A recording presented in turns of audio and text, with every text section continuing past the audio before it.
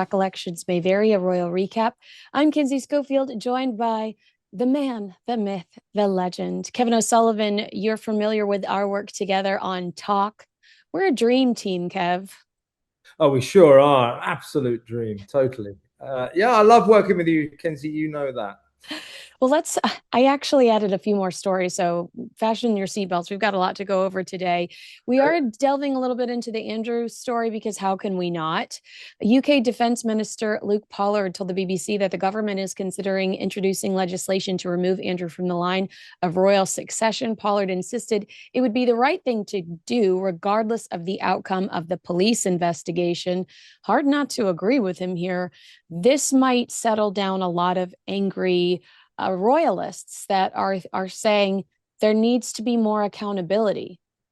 I mean, the point about removing Andrew Mountbatten Windsor from the line of succession, he's eighth in line of the throne, and therefore the chances of him actually becoming king are basically zero. I mean, there's no chance. However, the people of Britain, the citizens of this country, they are demanding it. They want this guy punished. So it's symbolic, but it's important. The governments in both Australia and New Zealand, part of the Commonwealth, they are both saying as well that they would back Andrew being removed from the line of succession. And this is very important. This is important for the country, and it's important for the king and the royal family, because unless King Charles and his family, if you like, successfully project the truth that Andrew is now nothing to do with them, is not connected to them in any way, certainly not in terms of succession to the throne, unless the king can establish that with the people, and we all believe him, the king is in big, big trouble.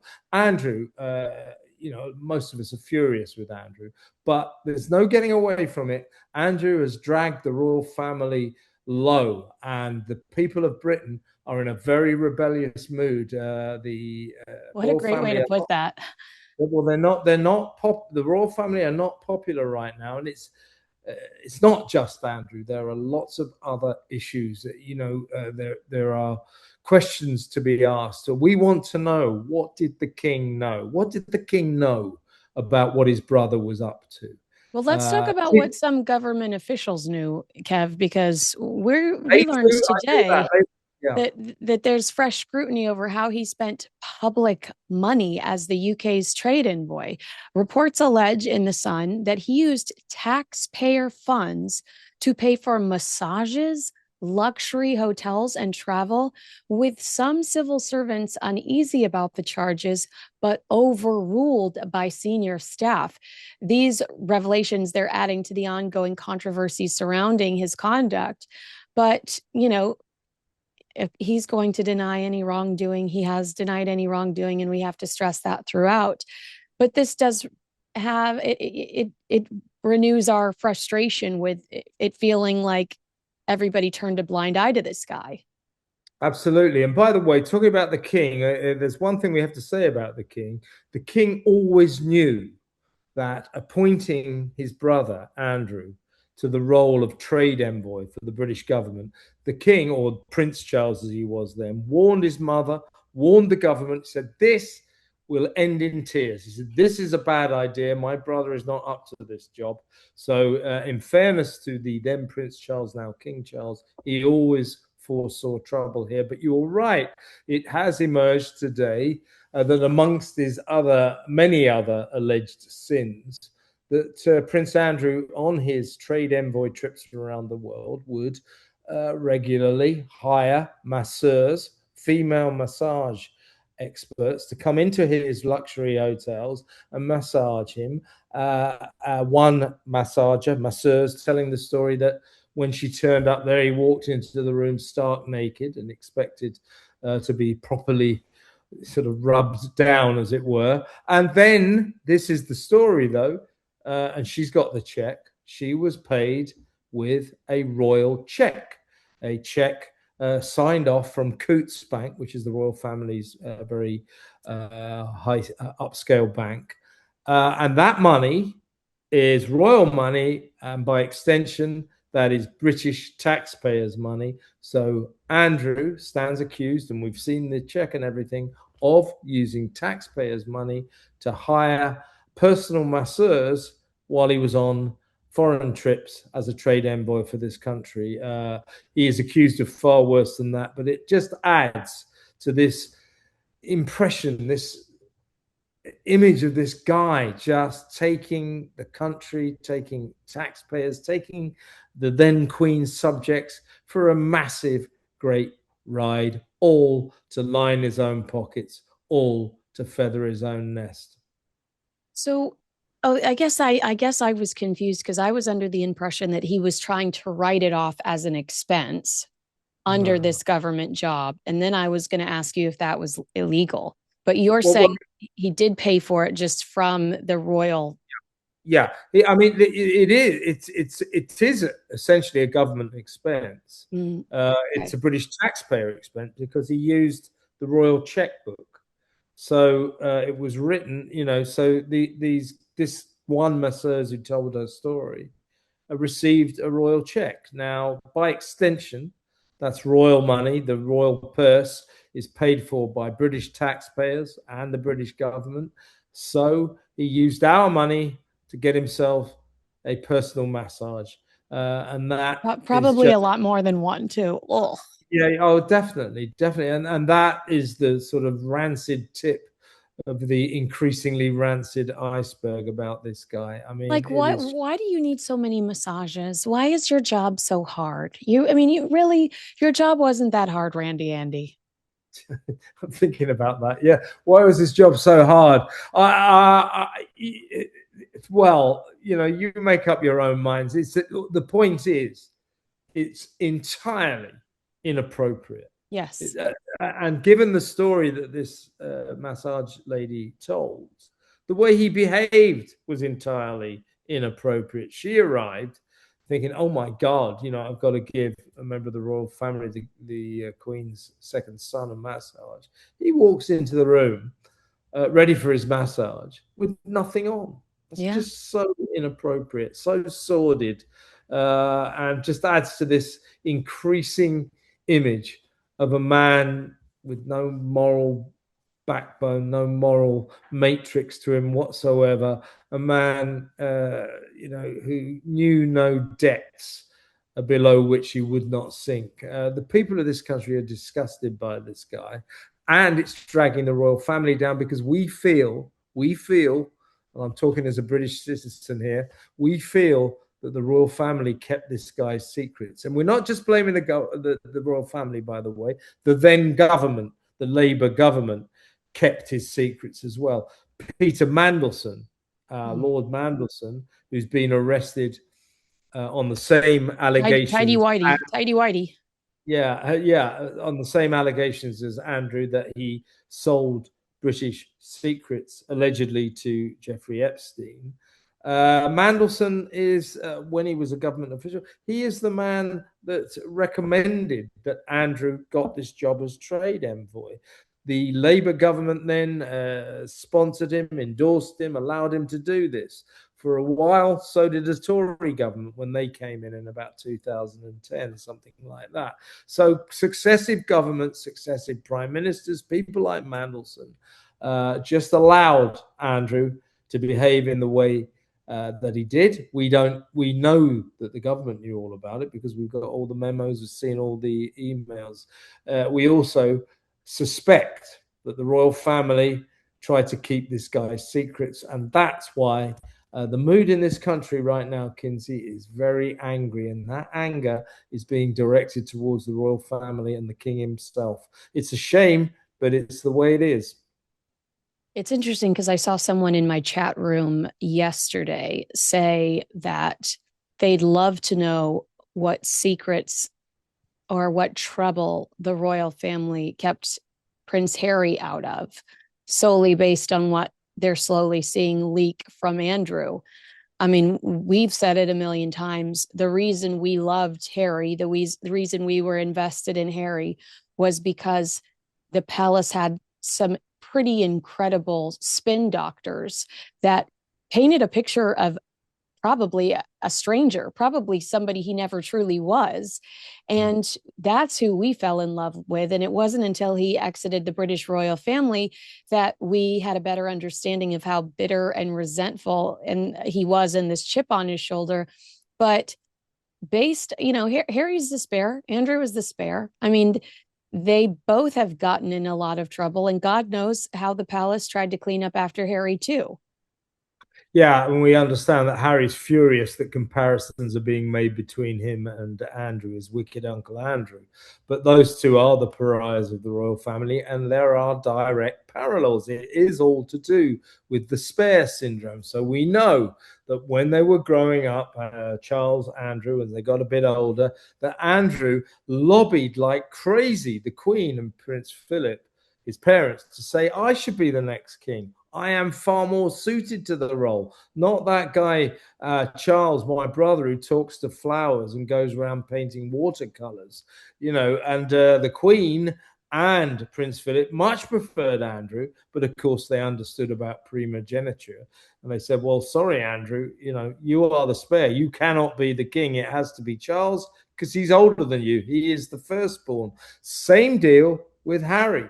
Harry, particularly egged on by Meghan, just could never accept that he was always going to be below William in the royal pecking order, that William would ascend to the throne and not him. Harry couldn't take that either. So Harry and Andrew, very similar stories. The royal spare syndrome, it made bitter men of both of them. And now Harry doesn't like the fact he's getting compared to Andrew. We're not accusing Harry of anything like the crimes that Andrew is accused of. But Harry, you had it coming to you. You really did. Yeah. And hopefully you're sitting back and taking some notes so you can avoid a similar fate. I mean, you are who you associate with, and Harry should be considering that throughout this process. Let's talk about Sarah Ferguson. She, I know this will surprise you, zero, checked herself into an exclusive recovery clinic in Switzerland to focus on her mental health. Sources say she wanted to reset and escape the media attention, even as questions about her connections with Jeffrey Epstein continue to swirl. This is the most expensive wellness clinic in the world. It's like $25,000 a day. And journalist Paula Froelich reports it was likely a freebie in exchange for the publicity. I don't want the publicity with this family right now. I guess it's almost laughable. I keep saying, like, well, she's a jet setter. She's skiing over here with this group of friends. She's over here doing this. Fergie is a survivor, but there's also something just very shameless about her. Very shameless and very shameful. Mm-hmm. She's a disgraceful woman. She's a disgraceful woman, a scrounger. Her behavior around Epstein, which was just disgusting. And now we hear she's freeloading yet again it's £13,000 a day in English money, as you say, around about $23,000, $24,000, $25,000 a day. It's near Zurich, this place, supposed to be the most expensive recovery clinic in the world.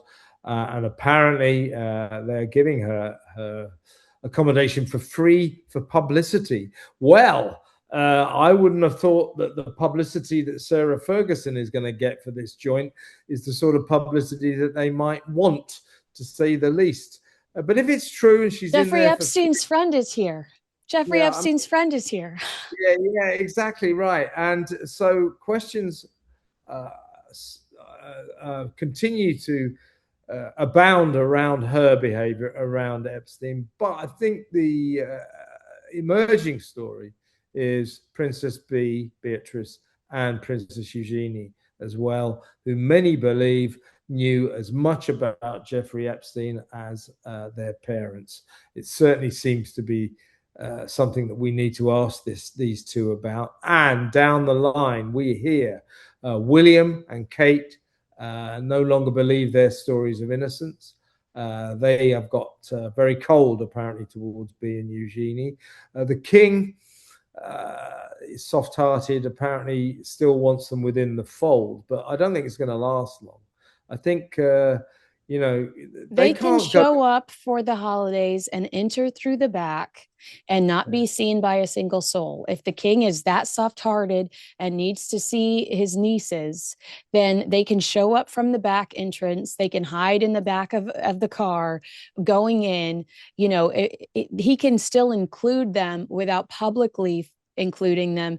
And I have been criticized a lot for this, but I've been saying for months, I think that they should go away because they are a reflection. They're a reminder of the stain of their father. And then the DOJ drop happens, and we see that they're adult women jumping on an airplane to go see a man who's been recently let out of jail after being a convicted sex offender. That was a choice. The internet Yeah. was alive and kicking back then. We know thanks to the email exchanges we're reading. They could have Googled to see what he was accused of doing. They could have seen the details involving that scandal, that arrest, and they still chose to voluntarily spend time with him. Yeah, and very hardly anyone appears in the Epstein files more than Princesses Beatrice and Eugenie. They are in the Epstein files hundreds of times. They got serious questions to ask. They're in the Epstein files almost as much as their parents, as you quite rightly say, 5 days after Epstein was released from jail after serving 13 months for the offence of soliciting prostitution for a minor, a paedophile offence. 5 days afterwards, Fergie and Eugenie and B hopped on a plane, flew across the Atlantic, paid for by Epstein, their first class tickets, $14,000 he shelled out for them. They got off the plane, headed for his Florida mansion, where they dined on vegetable lasagna prepared by Epstein's Parisian chef. Those girls at the time, it was 2009, those girls were 19 and 20 at the time. They were not innocent little girls being dragged into a pedophile's lair by their evil mother. They knew exactly what they were doing. And that is why William is apparently lobbying for them, like their father, to have their princess titles taken away. They're in a world of trouble, Kinsey. Right. Well, I think a lot of my audience would agree that they should be stripped of their titles, along with, just do the whole lot. If you are not contributing to the British royal family, if you are not working as a member of the British royal family, Harry and Meghan, Lily and Archie, you shouldn't have a title. There's no need for it. It's a waste of resources, and it's a liability to the future of the monarchy, because you can't control all of these people all over the world with all sorts of different ulterior motives in their proximity to the family. Did you hear this yet? Sarah Ferguson was apparently pitching her romance novel as a TV series right before the DOJ unsealed the Epstein files. And of course, Andrew was arrested. She was trying to pitch the Regal bodice ripper, her heart for a compass, as Bridgerton meets the crown. What awful timing for all of this stuff to start boiling over when you're trying to sell this sexy show. Yeah, well, before the Epstein scandal, it's not a bad idea. Sponsored by Fergie, that would have worked, but not now. And she is now living in denial. She thinks she can somehow pick up the pieces of her shattered life and resume what she used to do, which was, ligging money off people, coming up with rubbish projects, borrowing money, being paid for, and just generally jet setting around the world freeloading. Well, nobody wants to know her anymore. Nobody will be seen dead with Sarah Ferguson now. So she says that she will not write the tell-all book that everybody fears. I say she will, and I'll tell you why. Because at the moment she's in denial, maybe staying at this £13,000 a day recovery clinic in Zurich, in Switzerland. So she's kind of refrigerated, isolated from the real world. But when she comes out, she's going to realize that she's like public enemy number one. And in fact, No one's going to pay for any airfares anymore. No one's going to give her anything anymore. And no one is going to give her any money for her stupid projects. She can't do her rubbish, garbage, Budgie the helicopter bills, books anymore, children's books. They've been canned by the publishers. She's got nothing left. So she's been saying, apparently, I need to get back to work. I need to make some money. What work? The only money she can ever make will be to sell the royal family down the river with an explosive blockbuster tell-all book. And we know she has the morals of an alley cat on heat. She has no morals whatsoever, and she will sell the royal family down the river if she needs to. And I predict she's going to need to really damn quickly. You know, that reminds me of when The Crown was still in production and she was using the media to try to campaign for them to allow her to consult for seasons 4 and 5, where we meet her. Maybe it's not until 5 where we officially meet her, but she was doing all sorts of interviews trying to get the producers from The Crown to contact her so that she could have some sort of say, and they didn't. And then it was just so humbling because blink and you will miss her character throughout that series. She just had, like her ex-husband, she's so entitled and so unaware of the reality. She thought she was so much more important to the story than she actually was. Well, she was actually spotting. It's typical of venal Sarah Ferguson. She's spotting a financial opportunity. Go to the producers of The Crown and say, I can be your royal advisor, you know, your story editor and all this kind of stuff. I know the royals. So she's just trying to get some money out of them. And keep in mind, the Queen and Prince Philip were still alive during this time and hated The Crown. Yeah, yeah.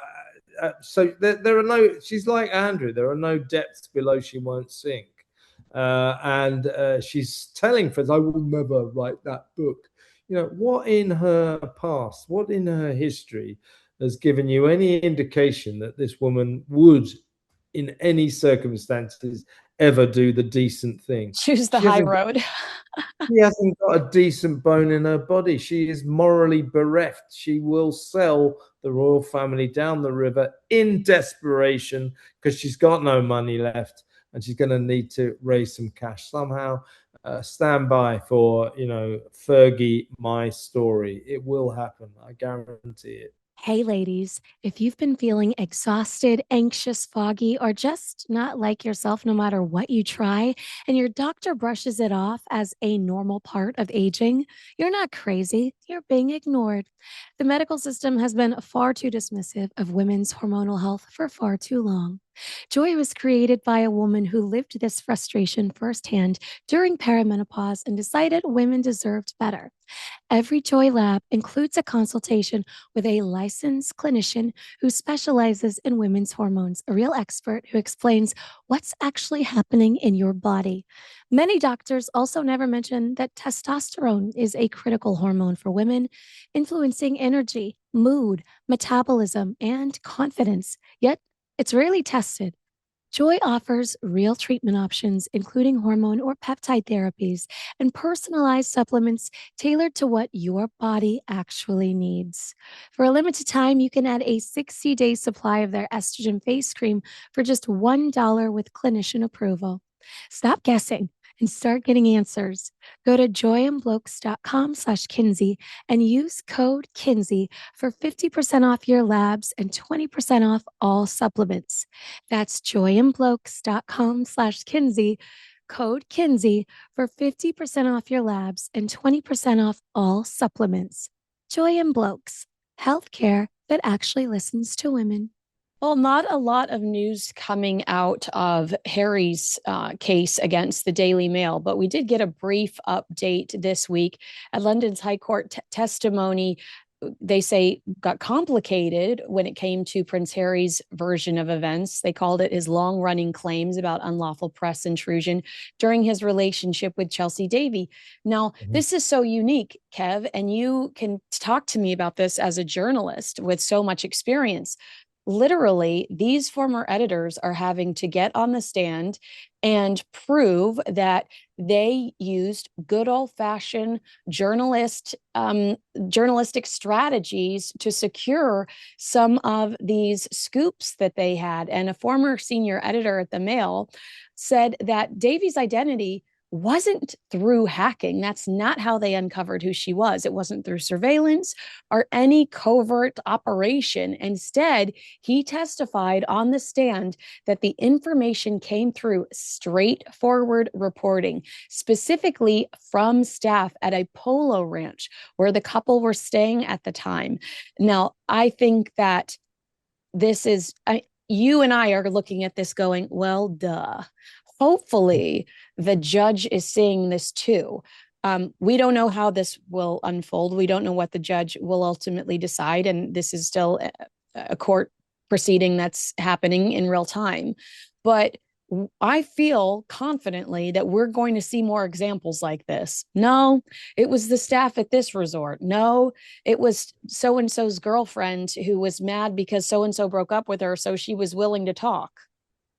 Yeah, I couldn't agree with you more. Now, it's important to stress that all the allegations that Harry and other celebrities make against the Daily Mail, the Mail Group newspapers, Daily Mail and the Mail on Sunday, have been denied by Associated Newspapers, that's their parent company, as preposterous and false. The allegations, of course, include charges of phone hacking, of using private detectives to blag information, private information, and so on and so forth. The Mail denies all of this. And Harry contends that the only way that the Mail on Sunday found out that he was going out with this woman, Chelsea Davy, was through nefarious means. Peter Wright, the then editor of the Mail on Sunday, he says, no, this was, we got this information by good old-fashioned journalistic methods. Now, who knows the truth? It's not my job or your job to go into. But it's interesting to see a This is media what entity having to give up their sources, which is really, I think, from an American perspective, is kind of intimidating. Well, this is what irritates me about Harry's stance, and I think you and I have talked about this before. Is he doesn't seem to understand. Who knows the truth of how the Mail on Sunday found out about Chelsea Davy? But what Harry doesn't seem to understand is this is what journalists do. This is what newspapers do. We go round getting stories, getting information. And usually these are the proper, good old-fashioned methods of information seeking. That's how we do it. He seems to think that unless we get a press release, apart from that, we can't possibly know anything.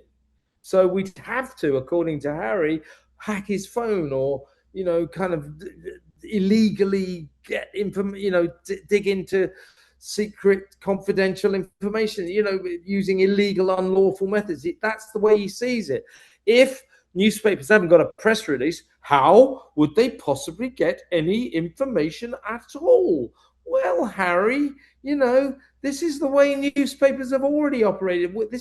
Have always operated. This is how we get information. It's what we do. You better get used to it. So who knows the truth of this Chelsea Davies story? But I do think Harry has trouble understanding that journalists are very capable, eminently capable, and always have been, of getting information, getting stories without hacking phones or blagging private information using private detectives. We are capable of doing that, Harry, and therein may lie your problem going forward. Well, we're not saying that in Harry's 40-something years on this planet, someone hasn't done something inappropriate to secure information on him, but we are saying one bad apple does not spoil the whole bunch. Okay. And that's Harry's argument for why we shouldn't compare him to Prince Andrew. Every time, though, or nearly every time, it seems to me, Kinsey, he'll hold up a story in one of the papers, the British papers, and they'll go, how, there's no way they could have known this. Mm-hmm. How could they have got this story unless they hacked phones or used private? How could they have done this? They could have done it in any one of a number of ways that were totally legal, and the chances are that it probably was legal. So that seems to be a problem with Harry. He doesn't seem to understand good old-fashioned journalistic techniques. It's interesting to me to have to watch them go over all of this, because Harry has long argued that the exposure of that relationship with Chelsea caused serious disruption in her private life, and it formed part of what he describes as a pattern of unlawful information gathering by the press. But he basically says this is what sent his relationship downhill. And if you're Meghan Markle, aren't you sitting back going, why are we still talking about this? Well, I'm your wife now. Aren't you happy with me? Didn't everything work out the way it was supposed to? Why are we still fixated on this ex-girlfriend? So what he's saying is when the media found out about Chelsea Davy, my relationship with Chelsea Davy, that was when it began to go downhill. The exposure in the press, the intense attention that they were receiving ruined that relationship. I'm very sorry to hear that. It's sad. But, Harry, you're a member of the royal family. Get real. You can't keep these secrets. The papers, the press, journalists are going to find out. And it's a sad fact of life that sometimes that's going to spoil your relationships. Not every woman wants to, or not every non-royal person wants to endure the fierce spotlight of attention that you receive if you're going out with a member of the royal family. It's a sad side effect of royalty, and it's a shame that Harry says it spoiled his relationship with Chelsea Davy. But frankly, I don't want to seem unsympathetic, but Harry, get used to it. This is the real world. It is what it is. There's nothing you can do about that. And I will be cynical. I just feel like if I'm happily married, if I'm happily pursuing my dreams and enjoy, I found my freedom. My freedom is in the form of Montecito and with my 16 bathrooms. I'm not dwelling on the past. I'm not dwelling on the past. No, sure, it is strange, but also what he's saying is, look at these horrible journalists. Look what they did. They ruined my relationship. That's got nothing to do with his case. He's just sort of saying to the court, oh, no, they've spoiled my relationship. Well, it's not. What does he expect? Does he expect journalists are going to, we found out Prince Harry's girlfriend is this Chelsea Davy. What does he expect journalists are going to do? But we mustn't publish this because it might ruin their relationship. It might spoil their romance. Is that what he expects journalists are going to do? You wouldn't be a very good editor. Yeah, they're going to run the story. That is the real world. It might not be that nice, but it is the way it is. It is ridiculous to assume. He's somehow sort of saying, those journalists, they revealed I was going out with her, and therefore they ruined my relationship. Well, I'm sorry to hear that, but get used to it. Yeah. Welcome to the real world, Grow a pair is what I would say. Grow a pair. Grow up and grow a pair. Exactly. Last but not least, I thought of you when I saw this trending. Meghan Markle shares unexpected message amid Andrew arrest scandal. On the same day that Andrew was arrested, Meghan Markle shared a message to her followers. She sent an email promoting her candle products as part of her As Ever brand, saying, when the temperature drops, we start by striking a match. A steady flame on the table, soft light in the corners of the room, the familiar comfort of a scent that instantly changes the mood. Do you think a candle is exactly what Andrew needed on Thursday night? Was that the missing ingredient? I don't think it would have helped that much. And, we know that Andrew doesn't have a whole lot of money left. So there's no way he's going to part with $64 for a bloody candle. So all in all, but it is interesting, isn't it, that she just doesn't give up with this as ever thing. I keep saying this, but mark my words, fairly soon we're going to see the end of as ever. It cannot go on. It's ridiculous. Well, and to your point, it cannot go on. I mean, some people have criticized me and said that was probably an email that was preset to go out. Don't you understand the way that these things work? I do understand the way that these things work. And from a crisis PR perspective, someone should have stepped in and said, Andrew was just arrested. It's not the time for us to try to sell a candle. Someone should have stepped in and said, this reflects poorly on us if we send this email blast out when every major news station in the entire world is talking about Andrew Mountbatten Windsor being arrested. Yeah, well, exactly. But I think the way she sees it, I mean, she either creates the headlines in which to sort of ride in on, try and sell her products, by pictures of the back of the kids' heads and the pictures of her with Harry on Instagram. So she creates a sort of buzz, and then 24 hours later say, hey, buy my candle. Or she piggybacks in on headlines that are already out there. So you can't help suspecting that she's sort of cashing in on Andrew's fate at the moment, and try it's like it's an ill wind that blows anyone any good, and so Andrew gets arrested and she sees the chance to sell a candle. Good luck with that, Meghan, and let's hope the ones she's selling actually have wicks in them, because lots of them didn't, did they? Do you have any predictions? They have been suspiciously quiet over the last few days. Do you think that she's going to pop out somewhere on a red carpet or at an event? Or do you think that they recognize that the tone is not great right now and that keeping their head down is probably the best way to survive this storm?